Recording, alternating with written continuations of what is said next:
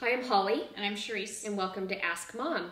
Today we're going to talk about getting into college, which is something that worries teens, right? First of all, there's lots of colleges to go to.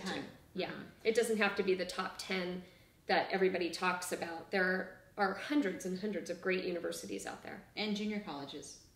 Right, which can be a great financial choice to go for a couple of years to junior college, and then much easier to transfer into maybe your dream college after that. Right, exactly. You know, if you have a structure to wrap your brain around, then oftentimes that helps to de-stress something, and that's our goal. You know, dream a little bit. Dream about where you might like to go and see what the standards are. That could be the first thing. Yeah, and the other thing is a lot of schools have different colors, right? So you're going to want to see what color of the school looks good on you. What if you don't look good in light blue and yellow? You don't want to go to UCLA. Or red and white, like Stanford, if you don't look good in red, right? So you might want to choose a college based on what color is in your color wheel. What if the mascot's lame? Yeah, you're not going to want to go rah-rah to like a duck, So, I mean, think about those are big things to think about. Important. Really important choices to make. So now you're a freshman and you're going to look at your year and you're going to say, I don't have to be in every single stinking honors and AP course. I need to be in the ones in the level that challenges me, not put you over the top into a mental institution, okay? Yeah. Just the one that challenges me in the subjects I care the very most about. And especially as a freshman, it's a transition year from high school, so you don't want to stress yourself out any more than you need to be. Right, and you want reasonable amounts of homework. You want to be able to participate in things in your youth group, at church, and at school, and see your friends. Have a little downtime, for heaven's sake. Let your brain unwind and have a meal and relax with your family or watch TV. Right. Those are normal parts of life, and you need to be able to have that during these 4 years too. So, choose your subjects carefully, and don't assume if you're not in every honors and AP that you're not going to go to a good college, because that's just not true. Right. Then, every year what you just are going to, hopefully you'll have a good high school counselor, but if you don't, you just need to be looking at the next set of classes the next year and say, is there anywhere where I can step it up a little bit more, because maybe I love science, so maybe next year I'll try taking honors science, or history is the thing I'm passionate about or whatever. And then think also about beyond the subjects, think about what activities you're really interested in. That doesn't mean be like the best at everything.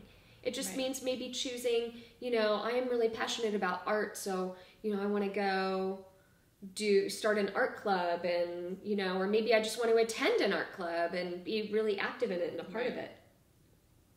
Because colleges, universities have had their inboxes filled now with students that supposedly are good at absolutely everything. They get perfect grades.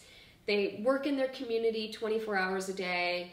They, are in every club and every activity. What they really want to see is authentic kids with real passion. Right.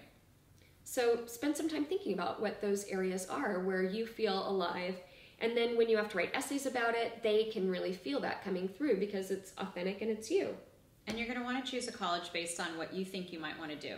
So there's some colleges that are better at the sciences or better at literature and things. So if you have an idea, you might not even have an idea of what you want to do. But if you do have an idea of things you're passionate about, science or math, then you can also look at colleges from that aspect of what they're stronger at. Yeah. And then the day-to-day of doing is just doing your best, right? That's we sort of look 4 years out, look a year out. Now let's just go day to day. And day to day, it's, get your work done, have it be neat, show that you care. And, if you take the test and you do poorly, go back, look at why you didn't do well, figure out what your mistakes were, and maybe it was a timing issue, an organizational issue, maybe it's just you didn't know the material. Whatever it is, just learn from it and then shake it off. And, say, well, tomorrow I can be my very best again. And that's the biggest thing, is to learn from it, because you're going to see the material over and over again. Yeah.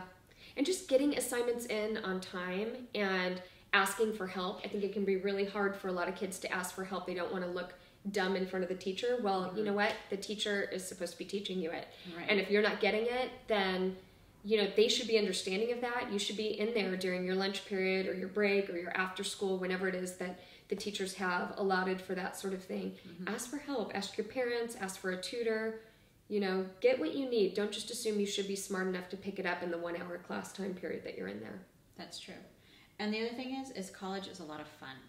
Oh Yeah. it's a lot of fun. There are so many more. I keep telling my kids this too, because some kids might like out of high school think, oh my gosh, that was so much work.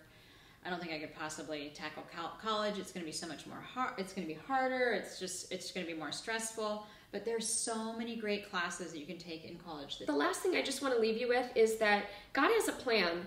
You know, you're not here by accident. There's a purpose for your life, and you may be the most academic kid that's, you know, ever watched this video, or you may not be, but regardless, God has a good plan for your life, and He's gonna see it through, and you just need to be diligent and faithful to do your part, do your best, and that all of that's gonna unfold. You know, He doesn't need everyone on the planet to be an amazing scholar. He needs them to be people that have intensity and passion and a love for something that they want to share with the world.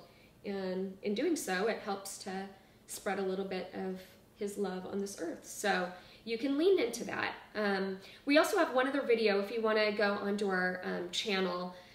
We have a video that's just called Stress. And go click on our stress video and watch that. It's got lots of good ideas on how to take a deep breath and get through life with maybe less stress than you have now. So I'm Holly. I'm Charisse. Thanks for tuning in today.